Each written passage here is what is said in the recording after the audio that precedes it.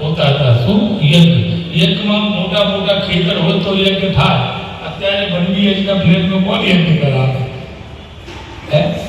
તો એવું કોઈ ઉપાય બતાવો જે સરળ હોય, સૂક્ષ્મ હોય, દરેક વ્યક્તિ એ ભગવાનની કથાને કરી શકે. તો સુખજી મહારાજ કહે છે કે હે ઋષિઓ, એક સમય પૂર્ણ જલે સમુદ્ર સહિતા સ્નાનમ સદા મંગલમ સ્નાનમ સદા મંગલમ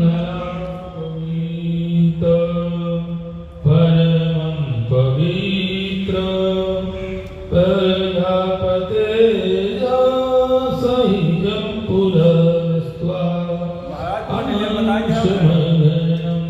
प्रतिमुंच शोभ्य यज्ञोपवीतम बलमस्तुते यज्ञोपवीतम समर्पयामि। जन्म पहनाया પછી તમે ભગવાનને ચંદન લગાવો। શ્રીખંડનમ ચંદનમ દિવ્યમ ગંધાર્યમ સોલોહરમ દેવનમ ધુરાધેયમ તદ્દિવ્યતા ઓમ ભૂર્ભુવઃ ઇદં કુમારં સમર્પયામિ ઓમ हमें थोड़ा सा अंदर कर लीजिए।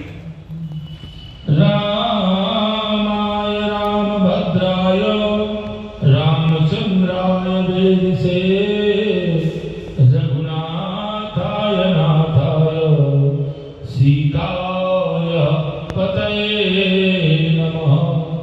सच्चिदानंद रूपाय विश्वोत्पत्त्यादि हेतवे तापत्रय विनाशाय श्री कृष्णाय वयं नमः। આ શ્લોકનો અર્થ શું છે?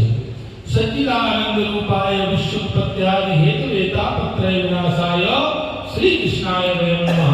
સત્ય કોણ છે? તો રામાયણના અંદર मां भगवती पार्वती भगवान शिव से कहे छे कि हे भगवान सत्य कौन छे? तो शिव जी मां ने कहे छे कि हे उमा, उमा कहो मैं अनुभव अपना सत्य हरि भजन जगत सब सपना। आ जगत બધું સપના છે। અગર સત્ય કોઈ વસ્તુ છે તો એ ભગવાનનું ભજન અને સ્વયં પોતે પરમાત્મા સત્ય છે। બાકી સંસારમાં કોઈ સત્ય નથી, બધા નાશવાન છે।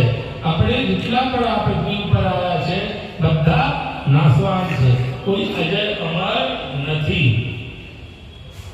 સત પરમાત્મા તો સતચિત આનંદ જે तीन વસ્તુથી બનેલા છે। સતચિત આનંદ, સત એટલે પરમાત્મા શ્રી ભગવાન હરિ, ચિત્ત એમને આપણા ચિત્તમાં વસાવો। ચિત્ત કહીએ આપણા મનને, બરાબર? તો સતચિત આનંદ તમે પરમાત્માના આપણે ચિત્તમાં વસાવશો તો તમારો આનંદ થઈ જશે। ખાલી આપણે ટૂંક સમયમાં તમે આ શ્લોકનો અને શું આ ફાયદો ભગવાનને ચિત્તમાં લેવાથી?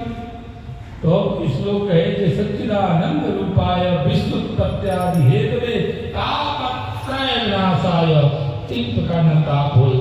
દૈહિક દૈવિક ભૌતિક તાપા રામ રાજ કાહુ નહીં વ્યાપા। તેનો તાપોનો નાશ થઈ જાય ભગવાનનું સ્મરણ કરવાથી। આ ભગવાનના નામની મહિમા। તો એક સમયની વાત છે કે નાયસ્તકો અને 88,000 ઋષિઓ ભેગા થયા નૈમિષારણ્યથી અને ત્યાં સૂતજી મહારાજ પધાર્યા, જે બહુ વિદ્વાન હતા। બધા સૂતજી મહારાજને નમન કર્યા અને સૂતજી મહારાજને બધા ઋષિ કહે છે કે હે ભગવાન, હે સૂતજી મહારાજ, આ સંસારમાં આગળ જે યુગ આવવાનું છે એ કલયુગ આવવાનો છે। કોણ યુગ આવવાના છે? કલયુગ। અત્યારે કોણ ચાલે? ખબર છે? કળયુગ લે તમે લોકો જન્મે એટલે કળયુગ ચલો ઘર બહાર પછી આવજો અંદર પેલા બહાર જાઓ બિચારા આખા દિવસની થકાન પછી બેનનું વિકરાળ રૂપ જોઈને બિચારા હેરાન થઈ જાય એવું એક ગુણવંતી નારી ના કહેવાય ગુણવંતી નારી જે પતિના મનની વાત સમજી જાય એ ગુણવંતી નારી અને ચોથો પુત્ર આજ્ઞાકારી છોકરો હોય આપણો એ આજ્ઞા માનતો વાત માનતો હોય સારું, નહીં તો કહે કે પપ્પા બેસાડો, તમે શું ખબર અત્યારના ટાઈમ બદલી ગયો છે. એ જે કહે પિતાને તો પૂછો એમને કે કેવું લાગે છે. તો કહેવાનો ભાવાચાર સુખ શાસ્ત્રોના અંદર નારદજી કહે છે કે પ્રભુ કોઈ સુખી નહીં, એવું કોઈ સરળ તપ અથવા વ્રત કહો જે કરવાથી મનુષ્ય દરેક પાપોમાંથી મુક્ત બને. તો નારદજી ભગવાન કહે છે કે હે નારદ, આ કલિયુગના અંદર તમે શ્રી સત્યનારાયણ ભગવાનનો પ્રચાર પ્રસાર કરો, જેની કૃપાથી બધા દુઃખ મુક્ત બને છે.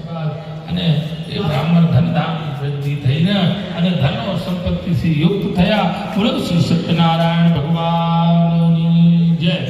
प्रथमो अध्याय पूर्ण इति श्रीमद् सत्यनारायण कथायाम्.